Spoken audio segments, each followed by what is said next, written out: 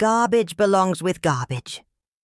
My father, Harrison Vance, said this into the microphone in front of the entire crowd, and then snatched the old dust-covered diary from my hand, the diary my grandfather had handed me in secret before he died.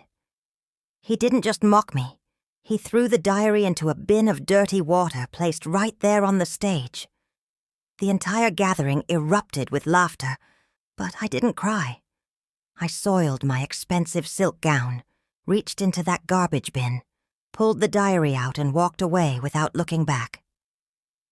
Before I tell you what was hidden in those wet pages and how I destroyed my father's false empire, tell me in the comments, has any relative of yours ever humiliated you like this at an event?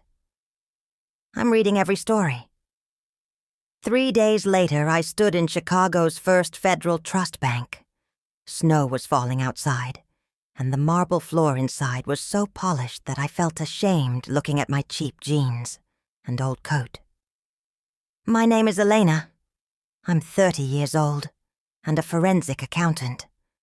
I'm skilled at catching people's lies, but today I had come to reclaim my own right. I slid the diary, wrapped in a plastic bag, across the counter. The pages still carried the stench of that garbage water. I need to check the status of this account, I said quietly. The woman at the counter looked at the diary with disgust, as if it truly was garbage. She typed in the account number, and suddenly her fingers froze. She stared at the screen as if she couldn't believe her own eyes. "Ma'am," she said in a trembling voice, "please stay right here. I'll go get the manager."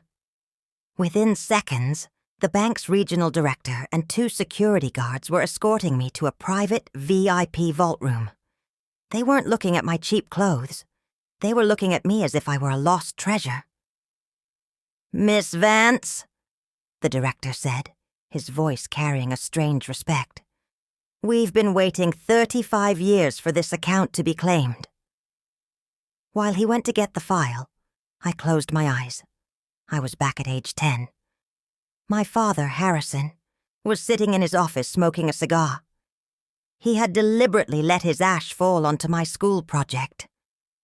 "Elena, daughters are meant to decorate homes, not to use intelligence," he had said. My brother Leo stood there laughing. That day I drank my own tears, but I learned that silence is my greatest weapon. The heavy sound of the vault door opening brought me back. The director placed a thick file in front of me. "Miss Vance, your grandfather didn't just leave an account. In 1980, he bought early shares of Amazon and Google and placed them into a blind trust that was in your name only. For the last 30 years, no one has touched those dividends." The director turned the document toward me. "The current value of this trust is $15,800,000. That number was written clearly. $15,800,000. I touched that dirty diary. My father had seen $15 million in my hands and called it garbage and thrown it away because he was so arrogant that he never bothered to open the diary. "Does anyone else have access to this account?" I asked.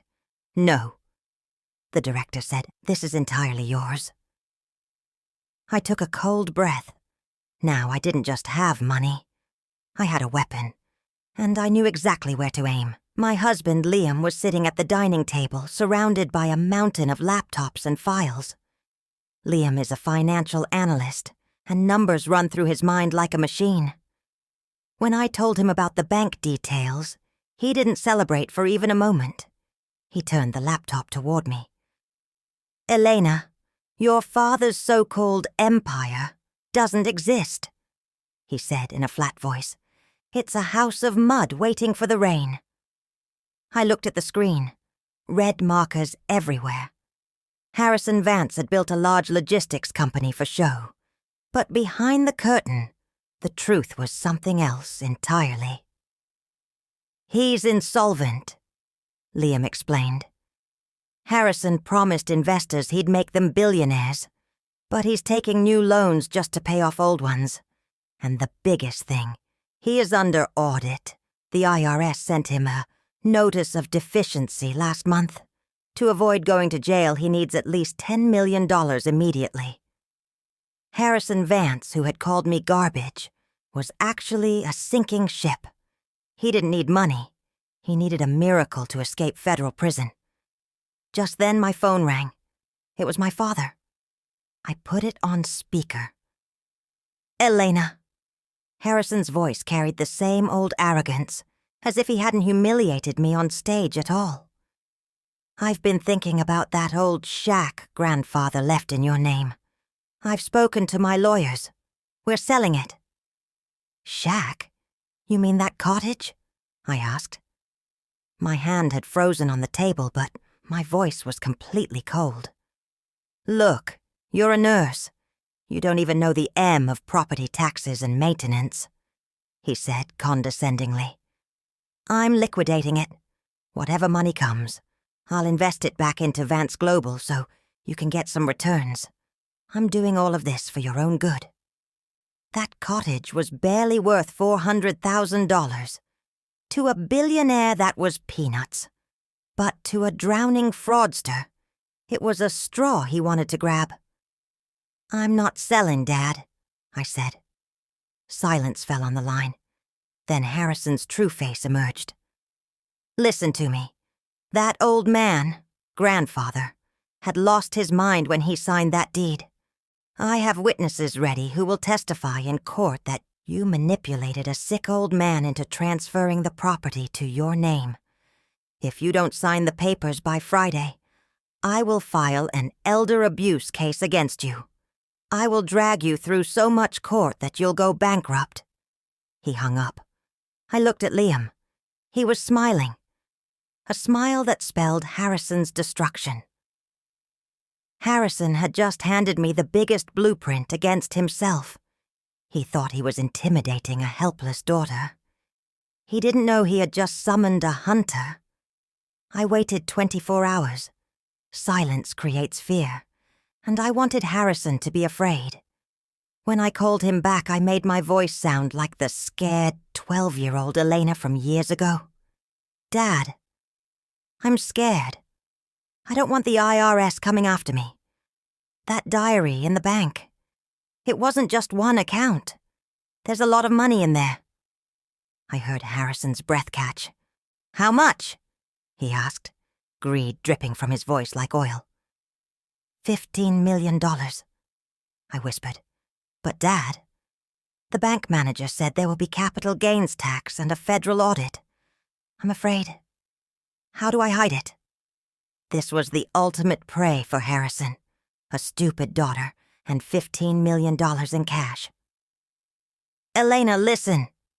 He immediately changed his tone, as if he were my greatest sympathizer. "Don't do anything. Don't talk to any lawyer.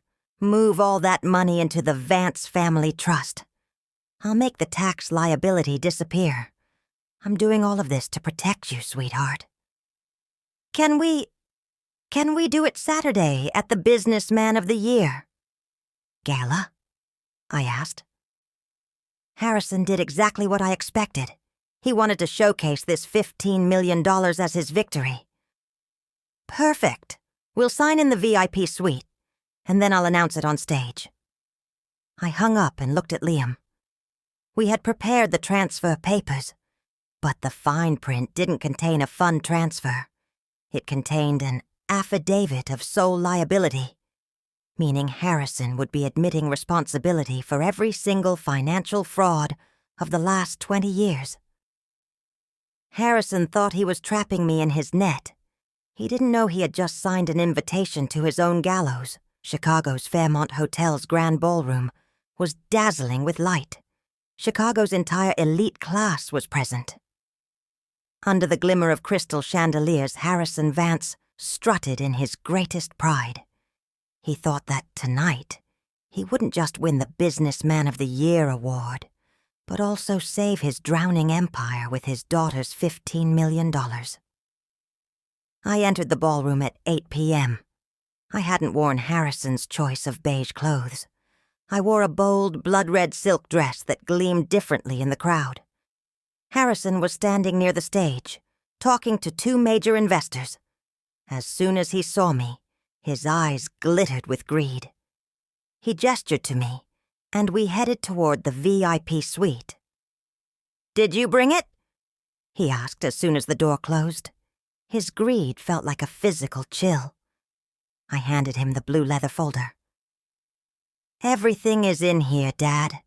Transfer papers, power of attorney, everything. This will put all the money under the Vance Family Trust's control, exactly like you said." Harrison snatched the folder. He didn't read the clauses. He didn't check the definitions. He only saw the signature line at the bottom. A sensible person would have asked why the document was titled Affidavit of Historical Management and Sole Liability. A clever person would have noticed that the dates went back 20 years. But Harrison Vance was arrogant. He thought his daughter was stupid. He pulled out his expensive pen and signed with great pride. "You made the right decision, Elena," he said, handing the folder back to me as if doing me a favor. "Now go out and sit in the back. I have an announcement to make." Harrison went to the stage. The spotlight fell on him. Silence fell over the entire ballroom. "Friends and elders," Harrison thundered into the microphone. "Tonight we are beginning a new chapter for Vance Global. I am announcing a new investment of $15.8 million into our family trust, the result of our hard work over the last 20 years. In front of that entire crowd, he was claiming ownership of money he had never even touched. He was giving the evidence of his own theft with his own lips. At that moment, I messaged Liam. "Done!" 3 miles away, Liam uploaded the signed documents and all the evidence we had prepared to the DOJ, Department of Justice portal. Suddenly, the large LED screen behind the stage flickered. Harrison's smiling photo disappeared, and in its place appeared the seal of the IRS and Department of Justice. In large red letters, the screen read, "Assets seized. Federal investigation in progress." Silence fell over the entire ballroom, which soon turned into noise. Harrison panicked. This is some technical glitch," he shouted. But just then, the ballroom doors opened, and IRS officers entered along with FBI agents. "Harrison Vance," the lead agent said, "you have just signed a document that places sole responsibility for every tax fraud and shell company of the last 20 years onto yourself. And you claimed ownership on stage of money that belongs to a legal trust." Harrison looked at me. His eyes held both anger and fear. You betrayed me." "No, Dad," I said, looking into his eyes from within the crowd. "I just sent the garbage to its rightful place." Harrison was handcuffed and escorted out in front of everyone. His false empire, his Businessman of the Year title. All of it had crumbled to dust. My brother Leo, who always stood by him, stood shaking in a corner because his pocket money was now gone. 1 month later, I was sitting on the porch of Grandfather's old cottage. Chicago's cold wind now brought peace. I had repaired the cottage, put a new roof on it, and now it truly looked like a home. All of Harrison's assets had been frozen. He was sentenced to 12 years in prison. Vance Global was finished. Liam came to me and handed me a cup of tea. "The trust transfer is complete. What do you want to do with this $15.8 million? I looked at the ocean waves and said with a smile, "Nothing. I'm still a nurse, and I will remain one. This money isn't my power. It's my protection, so that no one can ever call me garbage again." I held Grandfather's diary close to my heart. Family isn't built by blood alone. Family is built by those who hold your hand during your hardest times, not by those who applaud your humiliation.